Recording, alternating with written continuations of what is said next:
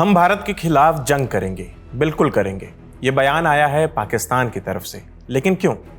तो ये मामला भारत और पाकिस्तान के बीच पानी को लेकर बढ़ते तनाव से जुड़ा है। पाकिस्तान के रक्षा मंत्री ख्वाजा आसिफ ने रविवार 21 जून को कहा कि अगर पाकिस्तान को लगा कि भारत इंडस रिवर सिस्टम के पानी को लेकर उसकी सुरक्षा के लिए खतरा पैदा कर रहा है तो वो सैन्य कार्रवाई तक कर सकता है। पाकिस्तान के टीवी चैनल ARY न्यूज़ से बातचीत में ख्वाजा आसिफ ने कहा कि पानी सिर्फ एक संसाधन नहीं बल्कि पाकिस्तान की राष्ट्रीय सुरक्षा का हिस्सा है। उन्होंने कहा कि जिस दिन हमें लगेगा कि हमारी राष्ट्रीय सुरक्षा को खतरा है और पानी हमारी राष्ट्रीय सुरक्षा का हिस्सा है, उस दिन हम भारत के खिलाफ युद्ध करेंगे, बिल्कुल करेंगे। ख्वाजा आसिफ ने यह भी कहा कि अगर पाकिस्तान को संकेत मिलता है कि भारत तेज़ी से ऐसे कदम उठा रहा है जिनसे इंडस रिवर सिस्टम के पानी का बहाव रोका जा सकता है या उसमें बदलाव किया जा सकता है, तो पाकिस्तान जवाबी कार्रवाई कर सकता है। ख्वाजा आसिफ का ये बयान ऐसे समय पर आया है जब सोशल मीडिया पर भारत के जल शक्ति मंत्री CR पाटिल का एक वीडियो सामने आया है। और जब ये निर्णय माननीय प्रधानमंत्री मोदी साहब ने लिया है तो उसको एक भी बूंद पानी नहीं जाए उसके लिए पूरी कोशिश चल रही है। उसके अंदर भी माननीय प्रधानमंत्री मोदी साहब के निर्देश के साथ माननीय गृह मंत्री अमित शाह साहब भी उसके ऊपर ध्यान दे रहे हैं और हम लोग वहाँ पर काम कर रहे हैं। मुझे लगता है कि जो काम चल रहा है तो समयबद्ध तरीके से वो काम चल रहा है और एक भी बूंद पानी नहीं जाएगा, ये जो शब्द है वो बिल्कुल पक्का, एक भी बूंद पानी अगले सालों में नहीं जाएगा कुछ दिनों के बाद, ये मैं आपको कह सकता हूँ। भारत और पाकिस्तान के बीच ये विवाद अप्रैल 2025 के पहलगाम आतंकी हमले के बाद और गहरा गया। जम्मू कश्मीर के पहलगाम में इस हमले में 26 लोगों की मौत हुई थी। भारत ने इस हमले के लिए पाकिस्तान समर्थित आतंकियों को जिम्मेदार ठहराया था।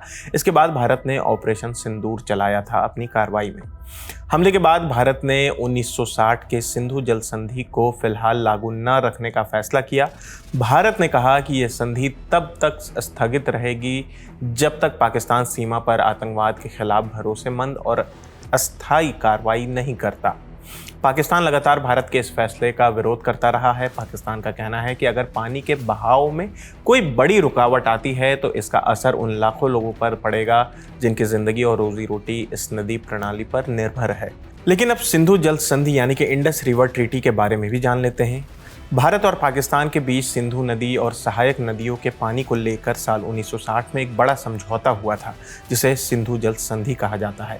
ये समझौता विश्व बैंक की मध्यस्थता में करीब 9 साल चली बातचीत के बाद हुआ था। उस वक्त भारत के प्रधानमंत्री जवाहरलाल नेहरू और पाकिस्तान के राष्ट्रपति जनरल अयूब खान ने कराची में इस पर हस्ताक्षर किए थे। इस समझौते का मकसद था कि दोनों देशों के बीच नदियों के पानी को लेकर विवाद न हो और किसानों को सिंचाई के लिए पर्याप्त पानी मिलता रहे। दिलचस्प बात यह है कि भारत और पाकिस्तान के बीच कई बार युद्ध हुए, रिश्तों में तनाव आया और कई बड़े विवाद भी हुए, लेकिन इसके बावजूद ये संधि करीब 65 साल तक कायम रही और दोनों देश इसके नियमों का पालन करते रहे। इस समझौते के तहत भारत को रावी, ब्यास और सतलुज नदियों के पानी पर पूरा अधिकार मिला, जबकि सिंधु, झेलम और चिनाब नदियों का ज़्यादातर पानी पाकिस्तान के हिस्से में गया। इन 3 पश्चिमी नदियों के करीब 80% पानी का इस्तेमाल करने का अधिकार पाकिस्तान को दिया गया। भारत को पश्चिमी नदियों के बहते पानी से बिजली पैदा करने का अधिकार है, लेकिन समझौते के मुताबिक वो पानी जमा करने या उसके बहाव को कम करने वाली परियोजनाएं नहीं बना सकता। वहीं रावी, ब्यास और सतलुज पर भारत को पूरी छूट है। भारत इन नदियों पर अपनी ज़रूरत के हिसाब से बांध, नहर या दूसरी परियोजनाएं बना सकता है और इस पर पाकिस्तान आपत्ति नहीं जता सकता। अगर कभी किसी परियोजना को लेकर दोनों देशों के बीच विवाद होता है तो उसे सुलझाने के लिए अस्थायी सिंधु आयोग बनाया गया है।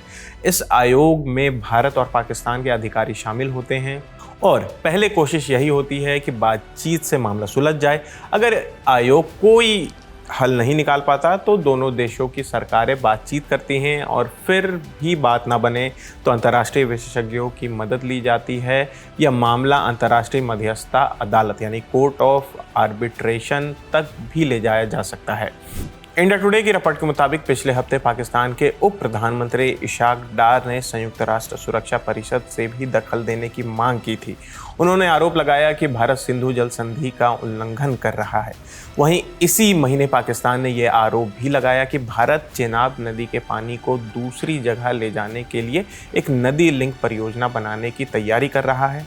पाकिस्तान का कहना है कि ऐसा करना सिंधु जल संधि और दूसरे अंतर्राष्ट्रीय समझौतों का उल्लंघन होगा। पाकिस्तान पहले से ही गंभीर पानी के संकट का सामना कर रहा है। क्लाइमेट चेंज की वजह से भी उस पर दबाव बढ़ा हुआ है।